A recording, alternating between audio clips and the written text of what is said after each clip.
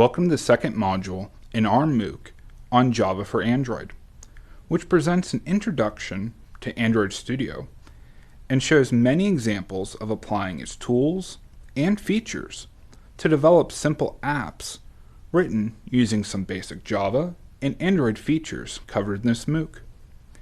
After completing the lessons within this module, you'll be able to install the Java Development Kit and the Android Studio Integrated Development Environment.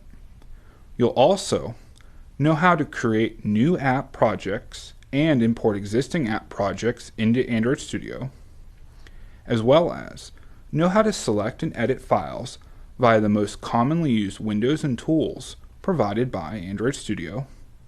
Likewise, you'll learn how various types of files are organized and edited within Android Studio projects, including Gradle files that define how to compile and build an app, source code files that define the logic of your apps, and resource files that control the app's look and feel. This module explains how to create and manage Android virtual machines, which emulate the behavior of apps on your development machine so that they appear to run on physical Android devices. Finally, you'll learn how to use Android Studio's tools to help debug your apps and app projects.